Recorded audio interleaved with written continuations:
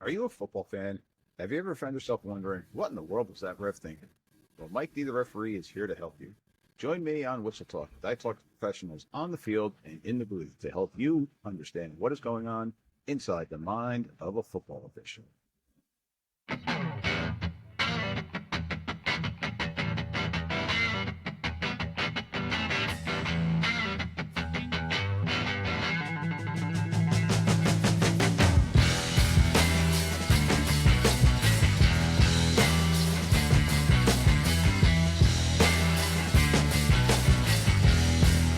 All right, ladies and gentlemen, once again, welcome back to another episode of Whistle Talk. Got Mike D, the referee, here again with you on another brutal day here in New Jersey. It is cold, it is snowy, it is raining.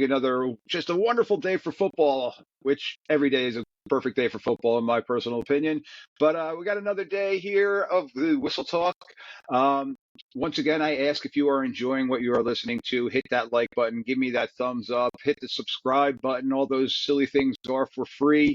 And again, it gets those algorithms out there to try to get the word out there for a little bit more listenership out there if possible. And heck, if you don't like what you're listening to, email me, Mike D, the referee at gmail.com. I am open for you. I have thick skin. I am a football official. I'm also a teacher too, so I deal with a lot of stuff. Anyway, with all that stuff being said, today I have a new venture of a guest here. I've broadened my horizons here, and we have now crossed the pond. Joining me today is Mr. James Ford-Bannister, joining me from the UK. James, how you doing, sir?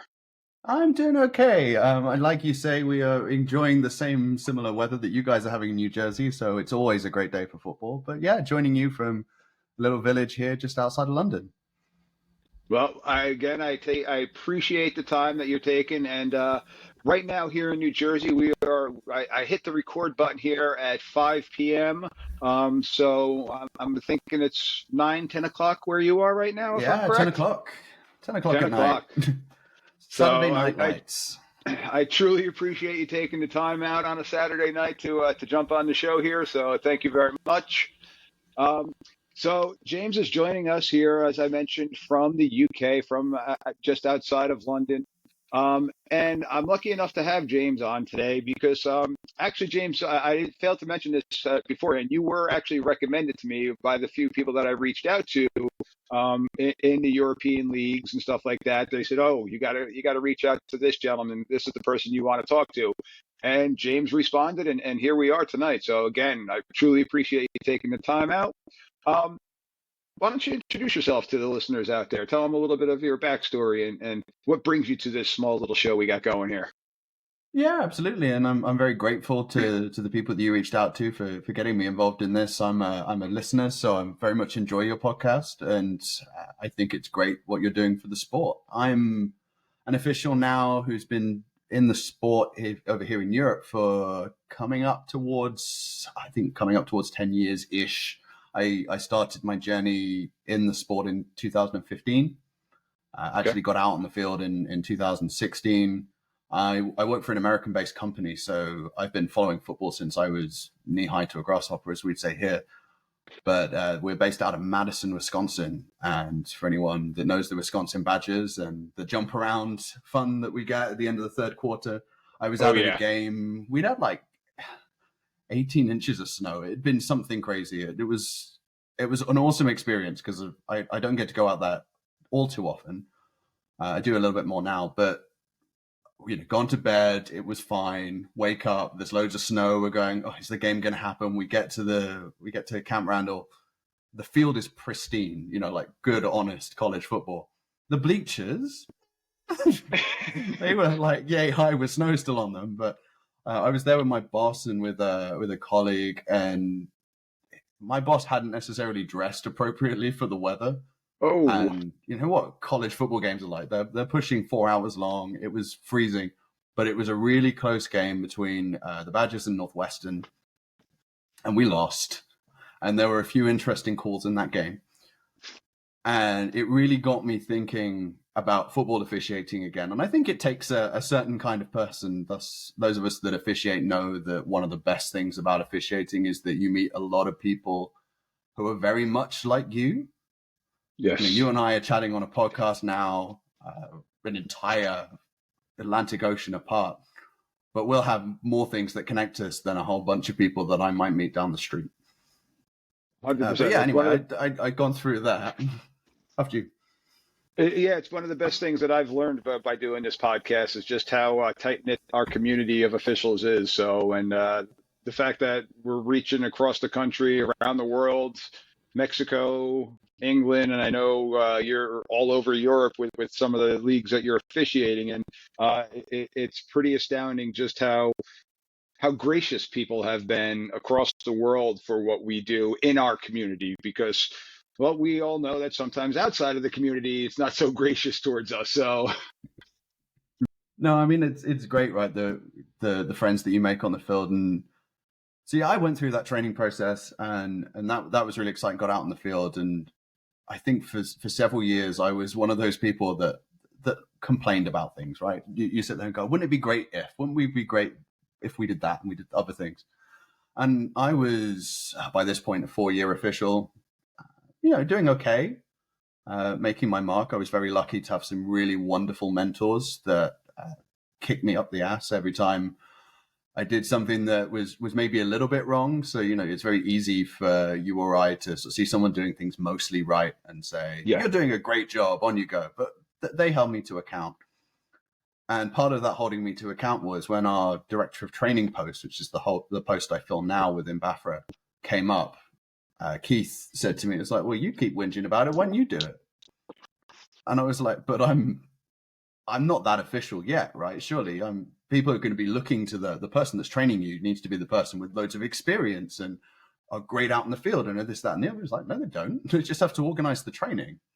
You can get there. You're not there yet. But when you go and do that, and then COVID hit right in the middle of that election, and that was kind of a blessing in disguise in a weird way, because football here in the UK has an all-year season. Okay. So if you look at you guys, you're normally playing it in the fall through to the late midwinter-ish. Yep. We run an adult season from April-ish till around September. So through mostly as a summer sport in that sense. And then we have a university college season that runs late October-ish until around about this sort of time of year into March. So we don't get much of an off season. And that means a lot of our tools, a lot of our systems don't get a lot of time to be reset, rewritten, redone in an off season. So we were still approaching recruitment. We were still approaching training in a very mid-90s way. It was very in-person. It was very on paper. And that's great in a lot of situations when you've got the time, you've got the resource. Yeah. You've got local organizations that can pick all that up. But when you've got officials that say, or people that say, hey, I'd like to be an official, and they're 150 miles away from the nearest official, they're not so easy to train. They lose interest. They disappear. And we kind of onboarded in the Zoom revolution of COVID, and kind of led me to where I've managed to get on the field, I think partially because of that.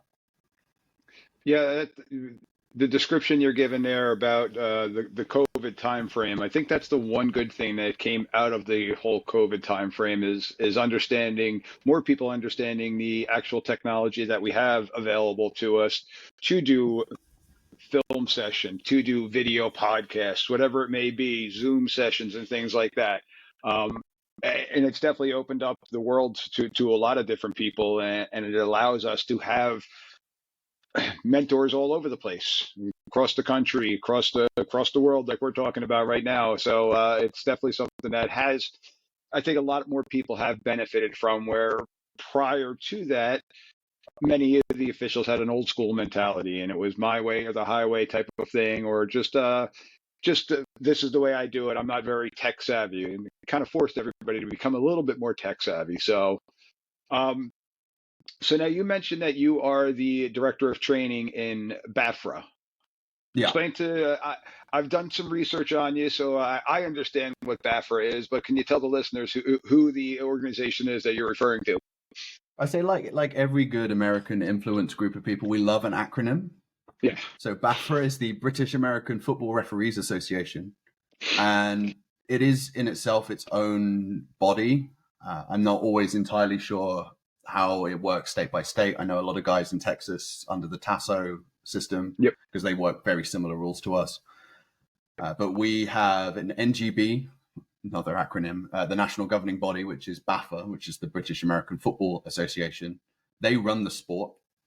They administrate the vast majority of the leagues, except for the university season, which is run by the governing body of university college sport over here. BUCS, Okay. I think it's the British University and Colleges Sports or something, something along those lines. But we were founded 41 years ago. That long ago? Wow. Yeah, it's been going a while, and some of those officials are still there. Ugh. They are still going, which is God amazing, bless. and they are an amazing resource. We've got a referee, a white cap, called Brian Yates, who has been doing it for a very, very long time, and he's threatening in the next few years or so to move towards retirement, and it will be such a massive loss for our sport. Oh, wow. He has been a wonderful, he's still working at the top of his game, and he's working on national championship and has done multiple times in the last decade. And That's awesome. He's not been a big administrator type, the sort of thing that I'm doing, but he's given back to the game in so many other ways and sort of working with officials around him, which has been really cool. But yeah, it was founded out of, there was just a real boom in the 80s. I mean, the sport was great, right? The NFL in the 80s was a great time for football. And it was all over TV here. So it got a TV deal. Everyone was watching it. We had big sponsorship from companies like Budweiser. The sport was huge in the 80s. And the officiation grew. Our president of BAFRA, I think his number's in the 400s, and he was reasonably early in its comeuppance. And the reason his number was so high was because we got a lot of people join, and then not all that many stayed. Yeah. But that was a boom time for football, and then the 90s was not so much of a boom time for football, and then it kind of came back for us with the international series, and that's been really cool. But yeah, we have about 200 or 250 or so members. About 150, I'd say, were regularly active, and about 90 or so active on any given weekend.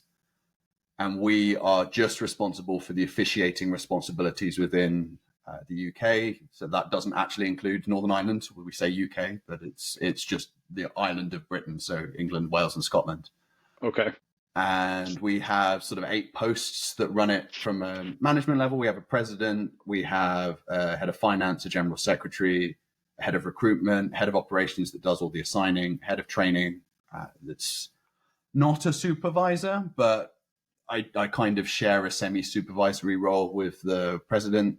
And then we have 2, what we call directors without portfolio, which is a bit of a political term, but 2 people that don't have any specific jobs, one of whom acts as a deputy president and one of whom does projects for us. So we just moved over to Microsoft 365 for all of our business management, and he sort of project managed that for us. Okay. So the association, and you're talking about how you're just officiating in the UK. You mentioned you have an adult league that goes on, plus you have the university leagues. Is the adult league, would that be considered the equivalent of your NFL? Is that the professional league in the UK? And the university is obviously going to be kind of equal to our NCAA, our college football type of scenario. Is that how you would kind of relate it?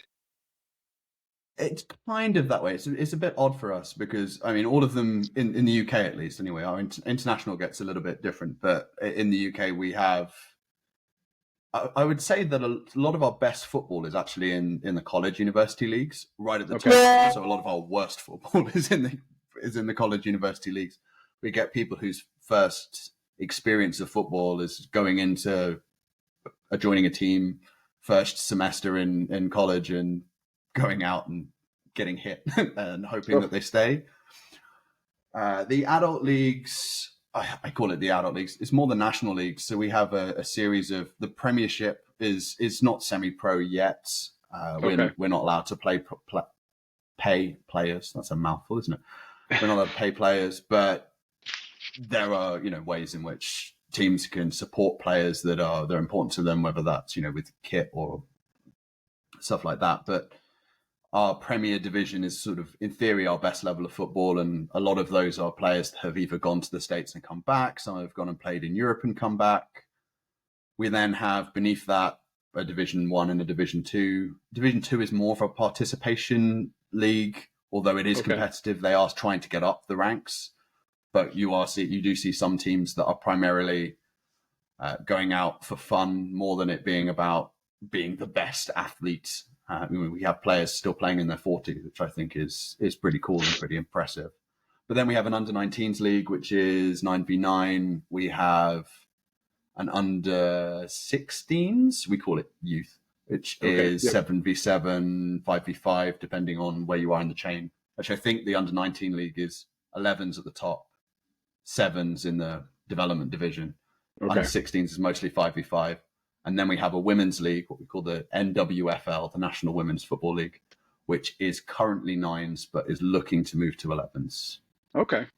Now, are all of these leagues full pads type of uniforms? Are they, or is it some flag level, some pad level? Or those are all mix of both? contacts, or pads, or helmets. Even 5s and 7s are proper helmets. A lot of those may have artificial balls, not leather balls, but for all intents and purposes, they are much like any contact league. And then below that, we have flag leagues for kids, and then we also have a national flag league that is for adults. We have a national men's and women's team in flag, and with the Olympics in LA coming up, that's a real exciting time for people who are in the flag world. I don't do a whole lot of flags, and I'm not a particularly good flag official, but I have colleagues and friends who are exceptional flag officials, and I wouldn't be surprised if they were in LA in 3 years' time, 28? Yeah. Oh, and if the flag leagues here are blowing up, especially on the female side for it in the United States, it's something that is now had a huge growth spurt at the high school level. So we're seeing it is now going to be a varsity sport at the high school level in many states.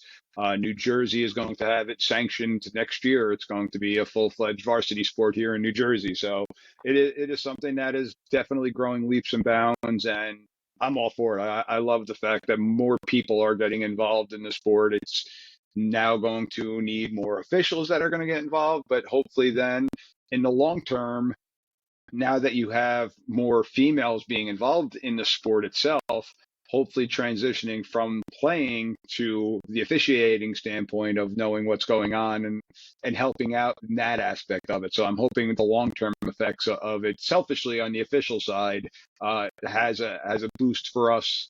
Again, and it's going to definitely take a couple of years, but it is something that I think is going to be the positive trajectory. Absolutely. I think people give it a bad rap, but it's almost like a different sport in a way because of the very offensive nature of how flag is played. I think it's exciting in a completely different way. And with parents being more and more scared about the health of their kids and not wanting to put their kids in pads and doing contact, we don't want them out the sport. So it's important to have that route, I think. No, and I'm definitely looking forward to that Olympic game. I'm interested to see how that all plays out and what athletes are actually out there too. I'm definitely looking forward to seeing who makes the transition possibly from our NFL league and possibly plays in that league, or even just some of the college players moving up and possibly going through that for the Olympics. So let's talk a little bit about your university games and the university leagues. Can you give me an approximation of how many universities do have football? So we have five maybe in our top. I think there's 5 teams in the top division. Then there's another 10 in. So we just changed systems for this season that we just had. It used to be very regionalized, and finals were national. They just established what they call a national league. So the Bucks structure is very similar for all sports. But the bigger the sport, the more diverse the structure. So football wasn't as big as, say, rugby or cricket or our soccer Yep. until now. And now we have what we call a national league, which are the 5 best teams. Beneath that, we then have the Premier League, which was the league that we had previously as the highest, which has 2, a North and a South division, each with 5.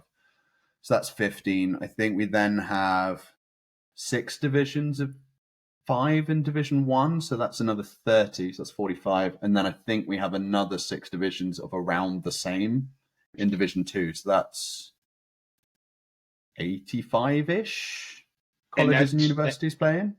And that's just in the UK again. That's just in the UK, yeah.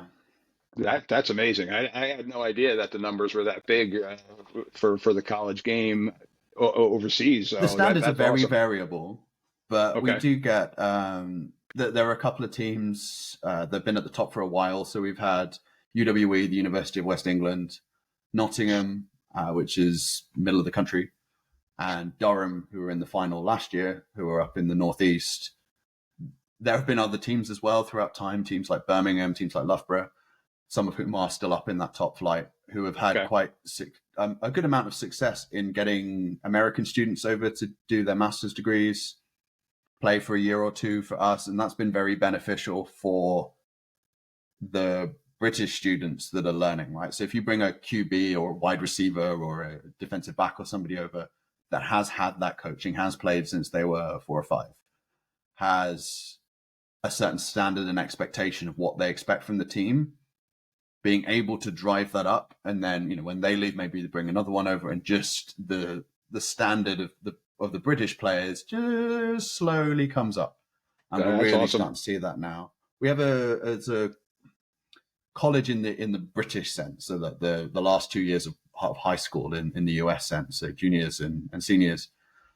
There's a team that is that age bracket called SGS. There are a couple of others. We have the NFL Academy, which is very similar, same age bracket, that now get kids in, sporty kids, maybe not particularly academic. Some of them are, some of them aren't. And get them playing, get them practicing 3-4 times a week. They are doing film review. They're doing all of that stuff that you would expect a high school varsity team to be doing. The NFL Academy and SGS both play high school teams or European teams that come over, and they send multiple players into Div 3, Div 2, a couple of players into Div 1 NCAA now. And that's been a real boon for us. And you're starting to see some of the value in that in the NFL International Player Pathway. Yes. We're sending more than just punters. I'm a Giants fan, so both of our kickers are from Scotland. So yep.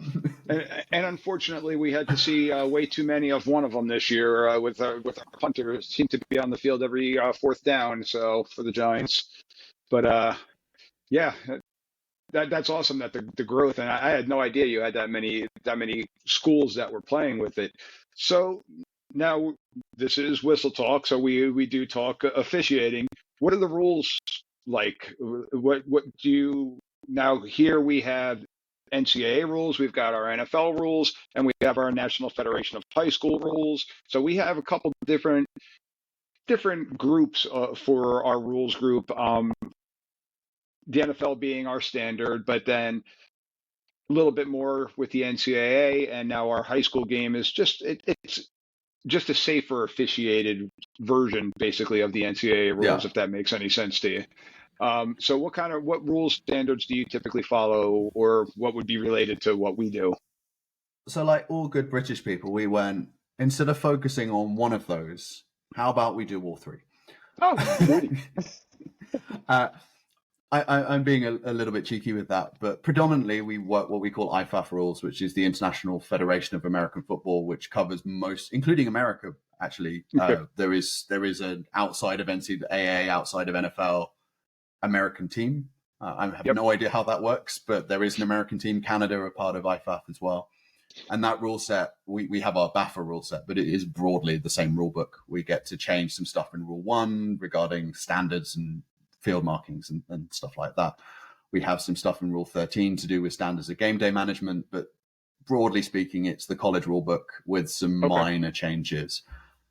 We didn't have the touchback out to the 25, although that is now coming for the year starting in April.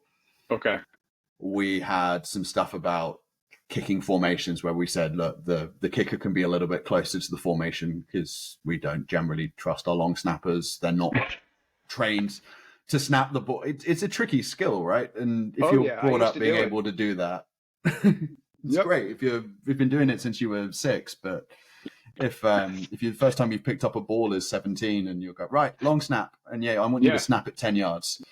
Put your head between your legs and don't look at the 250-pound person that's going to try to kill you lining up across from you. Yeah, go do it. Yeah. So we have some minor changes like that, but I would say it's 99.5% the NCAA rulebook, and that dictates most of our sport. Okay. We then have some bases leagues, some American football bases that play in and around, predominantly in the east of England. Okay. And they run high school rules. Okay. Oh, that's interesting. Now, with the military bases, are they being officiated by your association, or is that something that is outsourced? Officially, no, but they are being officiated by our officials. They're the same people. Okay. They've just got different hats on this week. And that goes bizarrely into the same bucket of the NFL stuff. So we have a European League of Football, which is very similar to where NFL Europe was. Yep. Or the World League, as it was before that. A lot of the teams have come out of the ashes from that, and they started a new league. I think we're now in our 4th season, I want to say. No, this would be the 5th season. I was going to say, coming up. Yeah. I should know. I've worked 3 of them. So. I was just going to say, you are a part of the ELF, correct?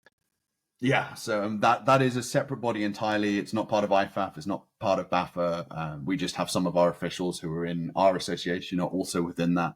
And that runs almost identical NFL rules a year behind we had what was the XFL kickoff. Yes. It will be the NFL kickoff next year as far as I understand it. I mean, I'm not involved in writing the rule book, but I would be surprised if we didn't. And NCAA overtime. Okay. Because that was a decision that was made. Other than that, that's easy. We know NCAA overtime. We've been working it for many years. I've spoken to a few people from the U.S. that also work in ELF, and they kind of mentioned that the NFL is kind of using the ELF almost as an experimental type of time with different things, such as the kickoff. They were looking at how that would work. So between that and the XFL or USFL, the merger of the UFL now. I'm getting all my acronyms mixed up. I apologize. I still call it the USFL, and I know that it's not called that anymore. Yeah. But using those things to try to see, okay, how is this going to work with the grown men and women that we have involved in this sport? Is it something that is feasible for the NFL? So now you've been with the ELF for 3 years? 3 years now. So yeah, the first year was in COVID. It wasn't particularly practical to have officials outside of the central belt of Europe. So I think history-wise, it's probably a good point now to just do a sidestep with the history of American football in Europe. So Germany is probably the hotbed of football in Europe. And my understanding of that comes from the fact there was a lot of US military bases for fairly obvious reasons after 1945. And they didn't really have a contact sport in the way that we do in the UK. So we had soccer and rugby and also cricket, but we had there is a bit of contact in soccer, but that was one kind of sport. If you wanted to knock lumps out of each other, you played rugby. I used to play rugby. In Germany, it didn't really have that. Like France plays rugby, Italy plays rugby, but Germany didn't have that sport. So I think it filled a natural gap. And the fan base in Germany is really, really cool. And I think that built up what is still existing. The GFL, the German Football League, is really big. Yep. And then the ELF has a core of a number of German teams. And then as it's grown, we've got some Austrian teams and some French and a French team. We had 2 Spanish teams. There was a Turkish team. We've got a Polish team. We've got a new team up in Denmark. There was an Italian team. So you're picking up all sorts of different nations, but most of them are supporting 1, maybe 2 teams. And Germany has a big core of multiple teams. Yeah, and I'm looking at my stats that I have here printed out. Over 9.2 million viewers from a game that was played in Frankfurt a couple of years ago. So it was a record-breaking type of game. And I know that the ELF Munich team is a pretty strong program that they have running over there in the European League. So Yeah, you we kind of keep have picking an people up. I interesting. mean, Joe Thomas was a coach, right? He came over from having played in the NFL and comes in coaches in Europe, and we're all like jaws to the floor, being like, "This is cool." Oh yeah, he's a gold jacket type of player too. I mean, Yeah, he was the man on the offensive line that people were modeling after. So yeah, that's a pretty nice pickup that you guys yeah. got over And there. Keelan Cole's coming over for next year, wide I receiver at the saw that. NFL. It's crazy. It's just nuts for us. No, that's all great stuff, and I love seeing the sport rise. Now, you had a particularly interesting game with Munich, if I remember correctly. You was talking about, was that Munich that you had Yes. with the ELF? So we So, had the first time I've ever experienced this, certainly on it's a professional league, semi-professional league, however you want to think about it in terms of pay. I was the backup white hat for the roster last season. So I okay. primarily work back judge. That's been my position since probably my third year in football. I worked an awful lot of headline and then moved to back judge. It naturally clicked for me. And that's the position I've primarily been working at a high level. But our head of officiating was like, I'd like you to be our backup referee for the season. We see that as the pathway for you. And I was covering from one of our, I think it was one of our Norwegian officials was due to work a couple of games down in Barcelona, but he got injured, officiating. I don't think it was anything particularly dramatic happening, just sort of planted his foot awkwardly and couldn't run for a little bit. So I was like, right, we're activating you, off you go. And you're kind of hoping, right? It's Barcelona, who were not a particularly strong team last season, playing Munich, that were looking like a real juggernaut. They got Kendrell as their coach, who is an ex-coordinator for some really successful teams in previous seasons. They've got Joe Thomas in, and I'm hoping for an easy game. It's one-way traffic, and then we get to halftime. We walk out of the locker room, and the game is over. Goes to me, I don't think Barcelona are going to come back out. What? I was like, sorry, what? So I became a little bit of a social media moment, if you will. Something we as officials, I think, hate. Yeah. I really don't want to see my face all over social media. I'm quite happy if a game happens and I go home and I never hear about that game again. 1,000%. You or I may have a great chat and go, oh, do you remember that play? That was a really cool play. And I've had some great experiences in the ELF where we have there's an NFL rule, and we get why it exists, but it doesn't happen very often, where the ball is, say, caught by the kicking team on a punt at the 1. The ball is dead by rule, but if they then step into the end zone, it's a touchback. Yep. So I think in challenging high-level athletic players, if you're gonna stop the ball on the 1, you better stop the ball on the 1 and not end up in the end zone. So we call it Schrodinger's touchback, because the ball is simultaneously live and dead at the same time. Ooh. And a player's caught the ball on the 1 and then steps into the end zone. And myself as back judge and both of my deep wings have this moment, and we're like, okay, well, that's a touchback. It's just one of those weird rules moments where you're all nerding out. Those are the kind of things you like to remember from games, not, here's an announcement, 15 seconds of me saying a game has been forfeited on national television. How? I mean, you're put in the spotlight of that scenario, but what was the reaction of the crowd in a scenario like that? Like I've never even heard of that, and I've seen it once in the youth level, and the parents were outraged at a youth game, and those were 8-year-old kids. Like I couldn't imagine that would be taken too well by people that are paying for tickets. It was an odd experience. And Barcelona were an original NFL Europe team. So they have a history, and they have a really passionate Spanish fan base who are awesome. You go down there, they love their team. Their team could be being hammered, but they love their team. And I love that. Football is great for passion. Yes. Everyone loves it. But you could just feel everything sucked out the stadium. And everyone knew why. They were having some problems sort of financially. There was new ownership coming in. The players that were playing really were missing a series of key players, and it was almost getting to the point where they were being beaten so badly that it wasn't dangerous, but it was just one of those situations where it wasn't great for players. And I think it sucked the emotion out of everybody. The league wasn't particularly impressed, as I'm sure you can imagine. And I just went back with the crew to the hotel after the game, and it was a very surreal experience because everyone wants the game to finish. No one happened.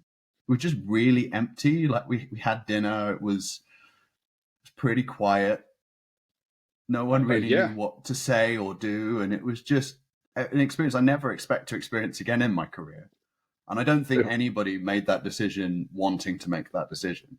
But yeah, I think the score of the game at halftime, I was looking it up. It was definitely in the 50s to nothing. Yeah. So it's and I got to say, I mean, I've been on both ends of those lopsided games as a coach, unfortunately, as a player, and I've witnessed them as an official too. They're probably the hardest games to officiate because you're really trying to make sure that everybody gets out there safe in a scenario like that. You don't want, because unfortunately the team that's losing is extremely frustrated and dejected. So you gotta be mindful of what their mindset is, and then you got the team that's on the other side. You're just looking to get everybody out of there as healthy as possible. So, I mean, and I think in those games when they happen, and I've had them way more in home leagues than in Europe. Europe is generally pretty competitive, but you get through them and you end up, and I say this with experience more of home, that the team that's winning know they've won. So they're not particularly necessarily interested in great football. A lot of the time they're interested in making a point or just kind of showing off, and it can get very unsporting from that team. And then, like Correct. you say, the other team's dejected. Maybe they're trying to make a big hit or a big play, or someone's humiliated them, so they want to get something back on them, and they do something that they shouldn't. And you as officials just need to be on top of it. Your brain is naturally wanting to separate itself from the game because you go, well, it's over. And you're going, no, it's not over. It's now actually harder than a game that's 7-6. I've got to be in every dead ball. I've got to make sure that nothing stupid happens. Yeah, and that's one of the things that a lot of people outside of the sport don't understand is those super competitive games, they're the best ones to be involved in as an official, not just for the fact like I don't want to throw all the flags to make myself involved in it, but just being there, and it's keeping our minds sharper because our minds can wander on those lopsided type of games too. And you need that reminder of, hey, this is where we're really needed to make sure. And I've seen some officials are, well, the game's kind of over and they've gotten a little lax in what they were doing. I'm like, oh, we need you on top of your game because somebody is really unhappy and somebody is really showing off. So let's just keep this straight as we can get. So they're the difficult ones to talk about and to be involved in. Um, so I know the challenges that we're facing here in the United States with officiating. What type of challenges are you seeing in the UK and in the European leagues for officiating? How are your numbers like? And are you getting the back end support that we do? I know that we do get here in the United States with the different leagues and the popularity that we have overall. It's for us, and my baseball fans out there are going to hate me for saying this, but it is probably our number one sport here in the United States. Second to NASCAR, I gotta give them their due. I was never really a NASCAR fan, so it's not something that I'm truly into, but I know it's still very huge here. But um, what type of challenges are you seeing there? It's odd for us because we are such a multi-sport nation. Britain in particular has always been big on sport of any variety. We love any sport. Generally ones we're bad at. Okay. tends to be our history. We'll invent a sport and then lose. That's our history, right? We invent soccer and get beaten by the Brazilians. We invent cricket and get beaten by the Indians and the Australians. We invent rugby and get beaten by the Irish and the French. It's great. That's just part of being British. But those sports tend to be at the top, and football goes through peaks and troughs. And one of the biggest struggles in the UK is there is a disconnect between the NFL that we will fill stadiums year on year. Give us 3 games, we'll fill them. Give us 4 games, we'll fill them. Give us 5 games, we'll fill them. And that can sometimes be quite corporate as well, because we'll get US fans wanting to come over because it's a trip to the UK. That's pretty cool. We'll get corporate people who want to take clients and go, look, the NFL's here. It's amazing. But getting people out on Sundays can be a struggle. So it comes in peaks and troughs. And whilst the economic climate right now is quite difficult, it's an expensive sport to play. Yes. And I think that remains true in the US for you guys, but at least almost every high school has a field and posts. And most teams will have old pads and old helmets and things that if you want to pick up the sport, you can play in old pads and old helmets and practice and go, hey, yeah, this is for me. Or maybe it's not, and then you hand them back and life moves on. For a lot of teams here, they do have some of that, but it's quite an expensive barrier for entry to play. And it can be similar for officiating too. We have some schemes like the university leagues sponsor people, normally students, to take up officiating, because for them, they can earn a little bit of extra pocket money that they can spend on beer or whatever it is the students spend their money on these days. But they will pay their initial membership to get them through the training. That will pay their uniform and try and get them out there. And that's really cool. But generally speaking, yeah, we've faced this translation problem between lots of excitement for the NFL and look, we have football too. And I mean, the conversation we had earlier about what, there's that many college teams? You would get the same reaction from a lot of, if I was to go into a supermarket or a store and have a chat with maybe someone like a checkout clerk and be like, so, what do you do in your free time? Oh, I officiate football. And they're like, oh, you mean, like association football? No, American football. They play that here? That would be the reaction in some places. It's like, I just thought it was when the Americans came over and played at Wembley or at Tottenham. Yeah. That's their reaction to it. But I think once you get people through the door, most of them stay. Okay. I see it. I'm not in recruitment, although I'm involved in it at some point. There's sort of multiple steps that we face. So getting them to be interested and show an interest is the first trickiest bit. You then try and get them to sign up. So you're going to lose about 50% in that process, just talking about it and being like, oh, well, it involves this, the costs are that, the adventure is this.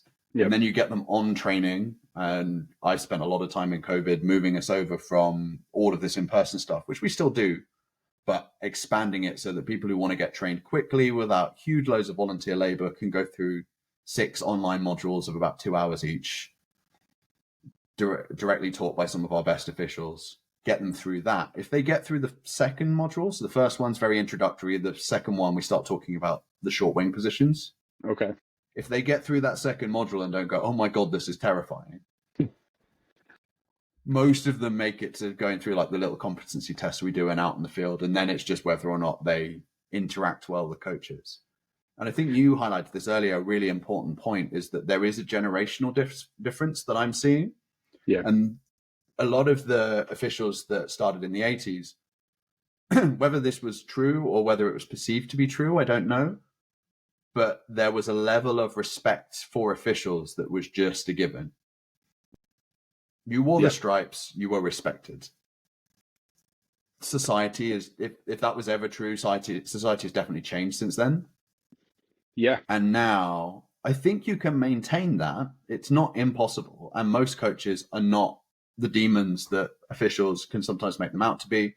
I think you guys probably have more of a problem with parents than we do, although that is still a problem, certainly at the youth level. Yep. But if coaches expect a level of communication now, and one of the things I try and drum into officials' heads is, look, you can be a terrible official. Please don't, but you could be a terrible official. But if you go out there and communicate well for the whole game, the coach probably won't notice unless you blow a massive call. Yeah. But if you are the best official and you don't communicate, they will notice.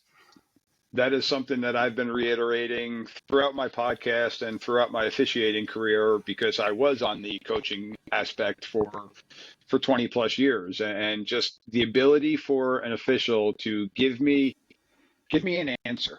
It might not be the answer I want to hear, but to be able to communicate with me and give me an answer of what they may have seen or what they may have called. And my response would always be, well, I'm trying to coach up the kid. So what did he do wrong that you threw the flag on that play? Or what did they do that you didn't throw a flag on that play? So I can explain it to my player when he gets to the sideline. Like that's the level that I was always looking for. I wasn't looking to be buddy buddy with the officials when I was a coach. I just wanted to be able to communicate with them and find out. So then, okay, the ref saw you doing this. This is why he nailed you for holding. Agree or disagree, whatever it may be at that point in time, but at least I can coach the kid up. And that's where I'm trying to get all of our officials to truly understand. And it falls a lot upon the short wings, their shoulders, to be that communication person, because they're the ones that are right at the line of scrimmage. The head coach is typically in that vicinity. The coordinator is typically in that vicinity. So they're the ones that are dealing with it the most often, where the white hat in the middle of the field, well, they're dealing with however many hundreds or thousands of eyeballs in the stands that are watching them. They take the brunt of that aspect of it. So there's all different levels, but it's still a communication thing. It's still the ability to talk in the middle of the field. For me, talking with the players on the sideline, being able to talk to the coach, you have to have that communication ability in order to truly succeed. And like you said, it's not hide a bad official, but it can make a bad official have a better day and a better Yeah. game for everybody involved. And hopefully the bad official will go and learn from that and improve their game. But it definitely We can all help. start as bad officials, right? If you start communicating well and then you learn your trade, you learn your mechanics, you get better. The communication skill was always there. Yeah. Because if you And ask that's, most coaches, and I'm sure you'll say this, right? If you go to a coach and you say, why didn't you call that holding? I'll say, coach, if that was a hold, I'm sorry, I missed it. I didn't see it. And yep, you'll probably in your head be angry then. And then after the game, if we're in the bar, you'll be like, well, I called 10 bad plays. If that was your only bad call, you're doing better than me today. absolutely. 100%. I mean, the head coaches for us are typically the cooler heads. It's some of the Yeah, assistants and stuff that's like true. that Yeah. that can get a little bit out of control with it. But ultimately, it's going to fall on the head coach's shoulders to kind of control their sideline.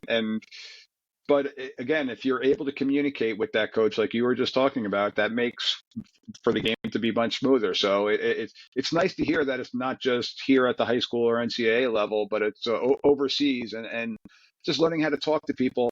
I'm also finding it makes for a pretty good life skill too to be able to communicate Yeah. with people too. So it's not just that official type of world or that sporting type of world, but it's a life thing. It's a life skill to be able to hold a conversation, because today in the world of technology that we do have, it is somewhat of a crux where people don't know how to communicate with each other and talk to each other because their heads are down on their phones. Um, so it's a skill. I think It's it's definitely a important skill. sometimes as well for your referee to empower you to do that. I potentially set myself up to fail once. We had two of the more renowned, or at least were perceived to be difficult coaches. They're not. They're Okay. both perfectly fine people. I get on really well with both of them. But I went out to them before the game, did the usual chat with my umpire. A playoff game, it was crew of seven. And I said, Coach, and I repeated this to both of them, much to love you, I'll be happy if this is the last time we speak for the rest of the day. Like I'll come and maybe grab a couple of words with you at halftime and at the end of the game. But if you need information, I expect, which we had deep wings, it was like primarily those guys, and if not those guys, the short wings, to give you the answers to your questions. If we don't have the answers, I'm going to expect them to ask the question so that we can communicate it out. Why wasn't that a hold? Why was that a hold? We'll get that information out to you so that you have the answers that you need. I don't want you to have to call a coaches conference today. And they were Yeah. both like, okay. And I put an awful lot of trust in my crew to do that. And I told them exactly what I was expecting of them when we got back to the locker room. It had been part of our pregame. But I think because it was a case of, look, I'm not stood here in a white hat being Lord God Almighty over the crew. Because I don't believe you are a leader in the sense of you're a crew chief, but I don't believe you're any more important than any of the other officials on your crew. Yep. If anything, they make me look good. Because if they have a bad day, I look terrible. If I have a bad day, I can make their good day look bad. But when I'm working referee, I'm staring at the back of the passer for the most of the game and Yep. turning around and trying to look pretty onto a camera.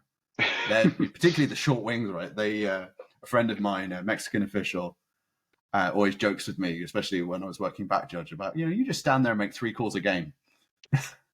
We Yeah, make I big wish that's calls all it every was. snap. Yeah. And she's a terrific short wing, but they do all the hard work, and I have to admit that every now and then. I was a short wing myself. I'm now an umpire, and I am a white hat too. The short wing definitely was.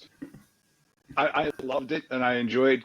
From being a coach, I enjoyed the banter with the coaching and with the sidelines, and I still love it. I'll still fill in and work the short wings. It's the heart of the game right then and there. But Yeah. you're right. As the white hat, our white hat repeats every single pregame.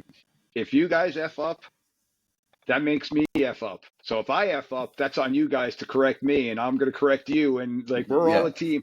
We joke around. Our white hat in our closed sessions likes to curse a lot, and we always joke around about it with him. But he makes the point. We're a crew, so let's save each other. Let's all be there for each other, and let's do our jobs. And he puts the pressure on us, like you were talking about. You put the onus on your wings in order to handle it with the coaches. Let's all work together to take care of that and to take care of the game and to, well, basically spot the ball, keep the clock going, and get everybody out of there safe. And that's ultimately what our main goal is, and not to throw as many flags, but to preventative officiate and communicate. No.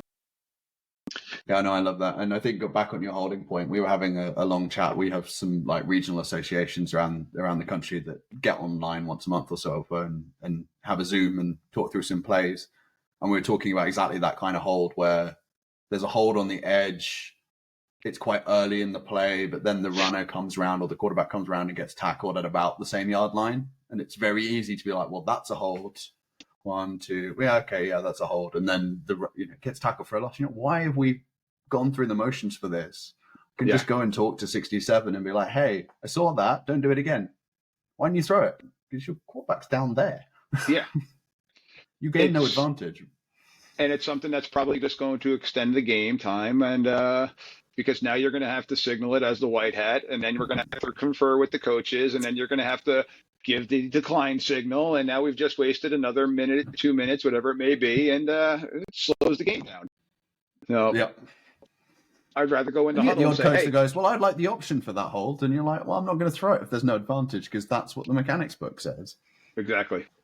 Yeah, and that's one that a lot of people don't truly understand, and even in the officiating world, we're still working on that. I think across the board, and again, the term that I like to use is letting it marinate. And I related it to my son the other day for a basketball game. I'm like, buddy, you got to let the play marinate. You're running the point guard right now. Let the play develop before you hastily jump into something. So let things happen. Let it develop. So. And as much as you run a podcast, right, no one's here to see us most of the time, other than other officials. Although I do have my face plastered all over the place on the podcast here. I make fun of myself. I come to see you. Well, thank you.